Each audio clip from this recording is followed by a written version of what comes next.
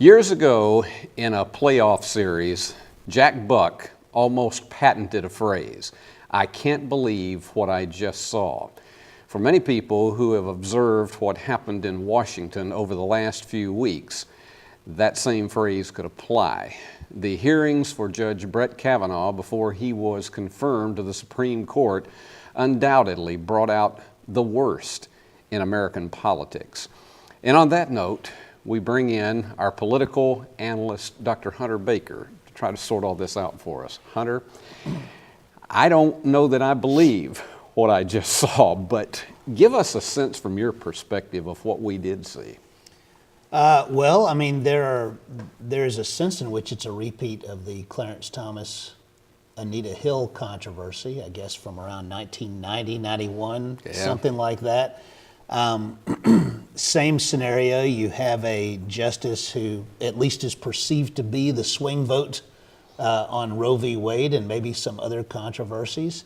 And in the same way, you have an accusation emerge outside of the normal vetting process, late breaking, seemingly an attempt to destroy the confirmation of that particular justice. That's what we just saw.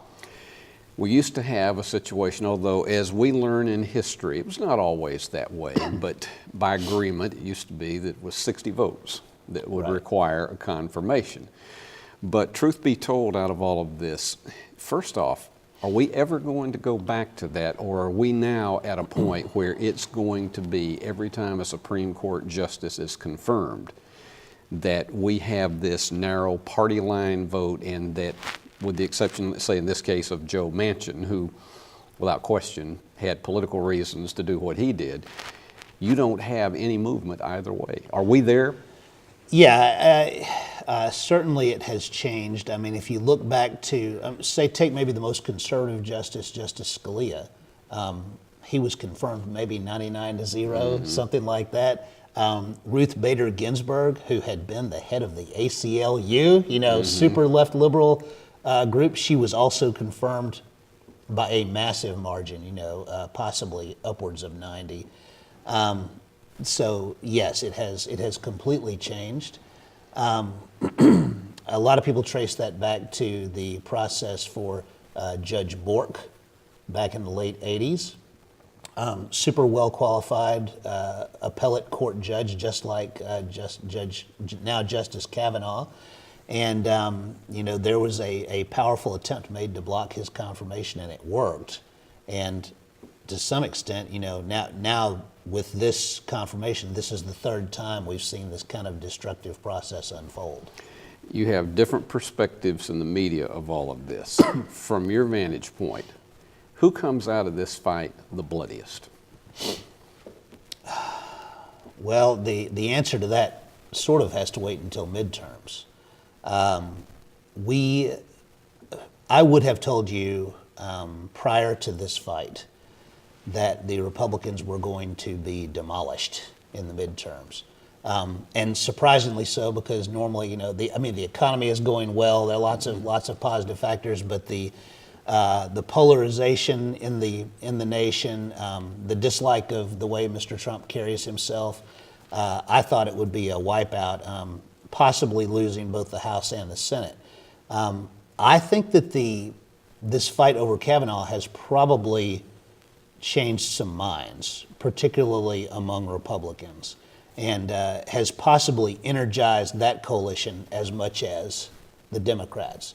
So if the Democrats fail to gain the House and the Senate, then I think that to some extent this will be looked at as sort of an own goal, right? That they kind of exploded an atom bomb to stop Kavanaugh, and enough people were shocked by it to change things politically in the country. Is it because of it, let's just say that it didn't happen? Right. Is it because of watching this almost soap opera drama unfold, in which, in some people's minds, they attempted to destroy a man in front of his family? Yeah, I think that's part of it. I think a lot of people are looking at a man, and part of it depends on your age, right? certainly my age and your age, we were brought up to believe in certain procedural norms. Take a popular movie or play like 12 Angry Men, the importance of really presuming innocence and, those sorts of things. And so people who believe in that sort of procedural fairness, I think, were shocked at the idea that not only an uncorroborated allegation, but one that was in fact denied by everyone named, right? Every witness that Dr. Ford named then said, no, I have no recollection of this. And I think a lot of people were shocked by the idea that you could reach the pinnacle of your career, maybe be about to have the best moment of your life that you had earned through tremendous hard work, and then suddenly, instead of that, just be put into sackcloth and ashes. How does this affect him as a Supreme Court justice? Everybody will be looking at him very carefully. He is he's a very accomplished judge.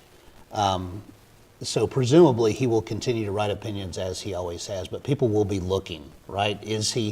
Did this make him more conservative? Is he now some kind of partisan who will be looking to punish the Democrats? So he will have everybody kind of looking over his shoulder, maybe the same way SEC fans look at certain game announcers, as to whether he's showing partiality one way or the other. I've heard that for years. But let's also look at it from this perspective, Tom.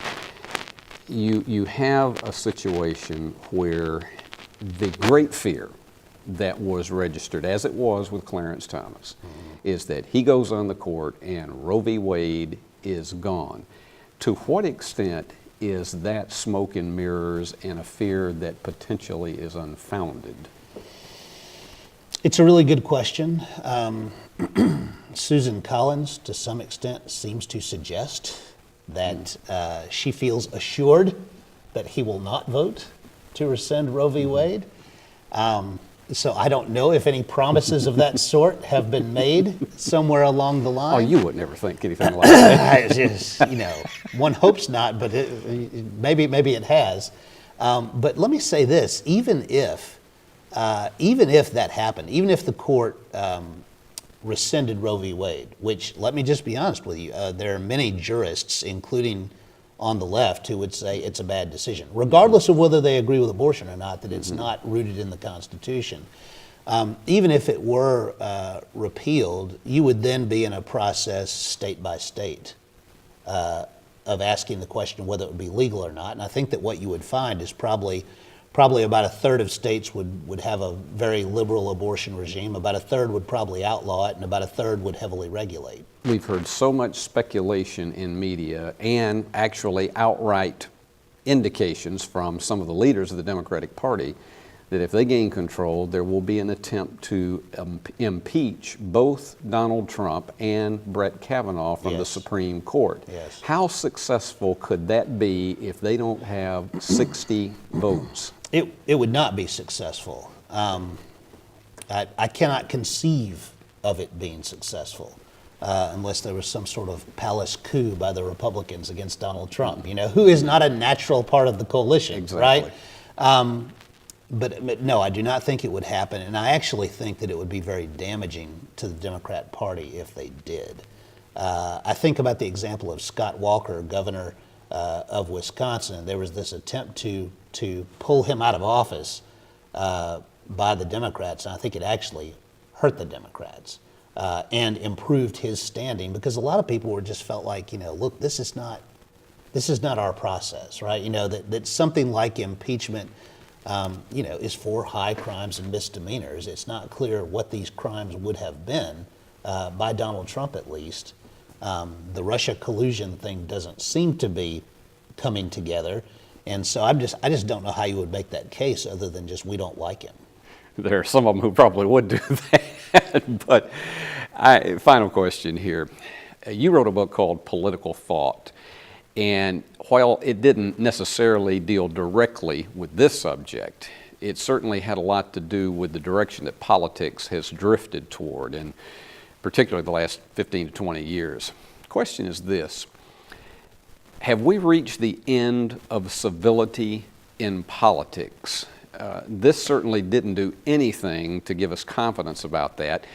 And is there any hope of bringing back a way that you could have compromise, or getting back to that word, civility, because there's so many people who are looking at it and believing that it is in fact dead?